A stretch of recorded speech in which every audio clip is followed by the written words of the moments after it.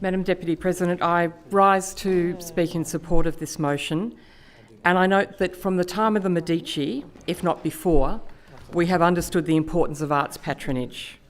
Artists document our souls and enrich our understanding of the world around us. But they also challenge us, and as individuals, we don't always want to pay for that, unless, of course, that challenge is presented by a personal trainer. Without arts funding, the creative arts would shrink in scope and we would lose the diversity of artistic voices. So I congratulate the Minister for the Arts, the Honourable John Graham, on ensuring that the Arts and Cultural Funding Program, established by the previous Liberal National Government, proceeded to round 2, with 81 successful applicants hearing the good news on the 13th of June 2023, receiving a total of just over $4 million in support. I note, however, that these grants were awarded in a climate of constant and seemingly unceasing government cuts and suspensions. Innovation grants, which grow the income and tax pie, have been suspended. Applications for the Regional Apprentice and University Students Travel Card have been suspended. Half-yearly $100 Creative Kids Vouchers and $100 Active Kids Vouchers will be combined and cut by 75%, becoming a single half-yearly $50 Active and Creative Kids Voucher, and these reduced vouchers means tested. So, over half of New South Wales children will no longer be eligible for these vouchers, and the support received by those children still eligible will be reduced by 75%. And most concerningly of all, sport and the creative arts will be rolled into one amorphous voucher. No special support for the creative arts will exist anymore.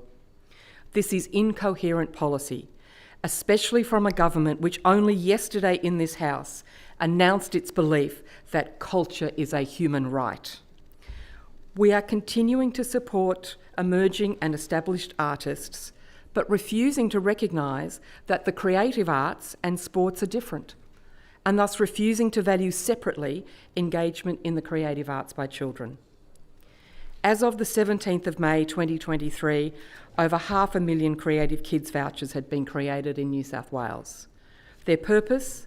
To recognise and support the investment being made by parents who are supporting their children to develop their creative, cultural and artistic skills, and so helping their children to develop as rounded human beings, to become complete adults who will contribute to New South Wales and will develop into the artists, musicians and arts and cultural grants recipients of the future because of the value of the work they create. The loss of Creative Kids Vouchers has been mourned by sections of the community, which is clear from comments in a change.org petition created to ask for their retention. John Robinson from the Blue Mountains notes, "To stop the program would be a cause of great hardship for parents who want their children to have some creative engagement and are already under cost of living pressure." He notes the impact on those in the creative arts who often teach their skills to others to supplement their income. If funding is taken away from this important program, he writes, it will have a devastating effect on thousands of arts workers who are still crawling back from the impact of COVID-19. Rachel Atkinson simply notes, "It helps my family." Creative Kids Vouchers are valued by parents and their children alike, but they have been gutted by this government.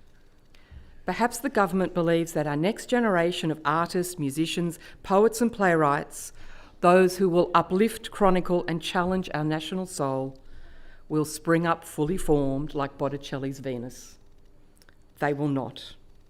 They need to explore, test and develop. They need education. They need support. They need recognition of the type provided by the Creative Kids Vouchers. This measure appears to have been done in part to offset the cost of the government's unfunded public sector wage rises, which of course provokes the question, who is really paying for these unfunded wage rises?